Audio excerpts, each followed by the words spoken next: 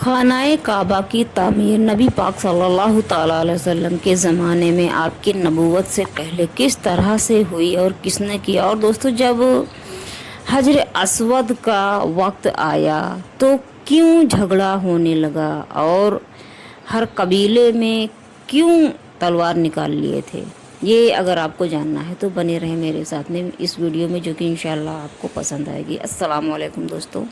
खाना काबा की तामीर नबी पाक सल्लल्लाहु ताला अलैहि वसल्लम के ज़माने में आपके नबूवत से पहले कैसे हुई थी और झगड़ा क्यों हुआ था, और हजर अस्वद की वजह से लोगों ने तलवारें क्यों निकाल ली थी।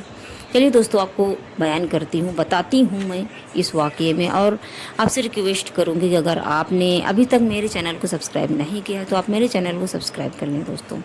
चलिए दोस्तों, शुरू करते हैं कि उस ज़माने में काबा की इमारत ज़्यादा ऊंची नहीं थी, यानी कि जिस ज़माने में नबी पाक सल्लल्लाहु अलैहि वसल्लम आपकी नबूवत आपको हासिल नहीं हुई थी, उस ज़माने की बात है दोस्तों, कि उस ज़माने में खानाए काबा की इमारत ज़्यादा ऊंची नहीं थी। ज़्यादा से ज़्यादा वो 6 फीट ऊंची थी और उस पर छत भी नहीं थी। यानी कि खानाए काबा पर अभी माशाल्लाह बहुत ही खूबसूरत और बहुत ही बेहतरीन है खाना काबा, क्या ही कहना है। लेकिन उस ज़माने में उस पर छत भी नहीं थी। फिर नसीब में वक़ा होने की वजह से बारिश के दिनों में शहर का सारा पानी उसमें आता था, जिससे उस इमारत को बार बार नुकसान पहुंचता था। यानी कि दोस्तों, जब बारिश होती थी तो उसमें छत नहीं था, क्योंकि चारों तरफ से दीवार उठी थी, तो उसके अंदर पानी भर जाता था। और जब पानी भर जाता था तो खानाए काबा को बहुत ज़्यादा नुकसान हो जाता था। आखिर कुरैश ने ये देखा तो कुरैश ने फैसला किया कि पुरानी इमारत को गिरा कर इसकी जगह नई और मजबूत इमारत बना दी जाए, क्योंकि बार बार नुकसान हो रहा था। इस वजह से नई इमारत और अच्छी इमारत और मजबूत इमारत बना दी जाए, खाना काबा की तामीर कर दी जाए। इत्तेफाक से उन दिनों जद्दा की बंदरगाह पर एक तिजारती जहाज़ किनारे से टकरा कर टूट गया था। यानी कि जिस वक्त खाना काबा की तामीर करने के लिए कुरैशों ने फैसला किया, उसी वक्त जद्दा में बंदरगाह पर यानी कि किनारे पर एक जहाज़ टकरा कर गिर गया था, जो कि टूट गया था। कुरैश को खबर जब हुई तो उन्होंने उस जहाज़ के तख्ते खरीद लिए थे। अब तमाम कुरैश ने मिलकर खाना काबा की तामीर का काम शुरू कर दिया। मुख्तलिफ कबीलों ने इमारत के मुख्तलिफ हिस्से आपस में तकसीम कर लिए, यानी कि अलग अलग कबीले वालों ने अलग अलग जगह यानी अलग अलग इमारतें अपना, यानी कि दोस्तों खानाए काबा ही बना रहे थे, आप लोग तामीर कर रहे थे, लेकिन अपनी अपनी जगह मुख्तलिफ जगह अलग अलग आपस में बांट ली थी आप लोगों ने, ताकि तामीर के सर्फ से कोई भी मरहूम न रह जाए, क्योंकि अल्लाह के घर का काम है और अल्लाह के सुपुर्द कौन ऐसा शख्स है जो कि अल्लाह को राज़ी नहीं करना चाहता। इसलिए कोई महरूम न रह जाए इस काम के वजह से, इसकी वजह से उन्होंने जगह आपस में बांट ली थी। लेकिन जब हजर अस्वद के नस्ब करने का मौका आया, यानी कि हजर अस्वद जन्नत का पत्थर है दोस्तों, उसको लगाने का जब वक्त आया तो सख्त झगड़ा पैदा हो गया।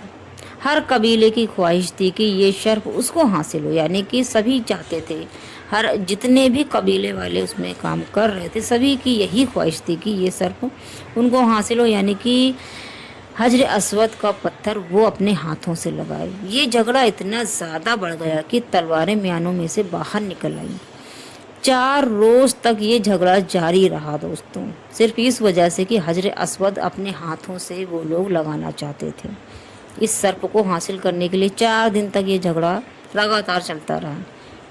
5वें दिन अबू उमैया बिन मगीरा ने, जो कुरैश में सबसे बूढ़ा था, उसने मशवरा दिया कि कल सुबह जो सबसे पहले हरम में दाखिल हो उससे इस झगड़े का फैसला करा लिया जाए। जब मगीरा ने देखा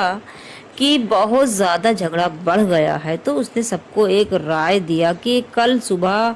جو حرم شریف میں سب سے پہلے جو شخص آئے گا، داخل ہوگا، اسی شخص سے ہم لوگ یہ جھگڑے کا فیصلہ کرا لیں گے۔ وہ جو رائے دیں گے یا وہ جو رائے دے اسے سب مانیں گے۔ اس تجویز کو سب نے قبول کر لیا، یعنی کہ ابو امیہ بن مغیرہ نے جب لوگوں کو یہ مشورہ دیا، قریشوں کو، ان لوگوں کو، قبیلے والوں کو، تو سب نے مان لیا اس بات کو اور سب نے قبول کر لیا ہے کہ اللہ تعالیٰ کی قدرت، یعنی کہ دوستوں اللہ کی شان، اللہ کی قدرت دیکھیے، اللہ کی کیا ہی شان ہے کہ صبح کو سب سے پہلے حرم شریف میں جو داخل ہوئے تھے وہ حضور نبی کریم صلی اللہ تعالیٰ علیہ وسلم داخل ہوئے تھے۔ ماشاءاللہ سب نے کہا یہ سچے اور امانت دار ہیں، ہمیں ان کا فیصلہ منظور ہے۔ حضور نبی کریم صلی اللہ تعالیٰ علیہ وسلم نے اس کے بعد میں فرمایا کہ جو قبیلے دعوی دار ہیں وہ سب ایک ایک سردار منتخب کر لیں، یعنی کہ دوستوں جس کو مطلب دعوے دار ہیں، جو کہہ رہا ہے کہ ہم اس صرف کو حاصل کرنا چاہتے ہیں، تو وہ سب ایک ایک اپنا سردار چن لیں اور لائن سے کھڑے ہو جائیں۔ جب یہ انتخاب ہو گیا تو حضور نبی کریم صلی اللہ تعالیٰ علیہ وسلم نے ایک چادر بچھا کر حجر اسود کو اس میں رکھ دیا، یعنی کہ دوستوں جب سب لوگوں نے ایک ایک اپنا سردار چن لیا تو حضور نبی کریم صلی اللہ تعالیٰ علیہ وسلم نے ایک چادر بچھائی اور اس چادر پہ حجر اسود کا پتھر آپ نے رکھ دیا تھا اور سرداروں سے کہا کہ چادر کے چاروں کونے تھام لیں، یعنی کہ جو سردار تھے وہ لوگ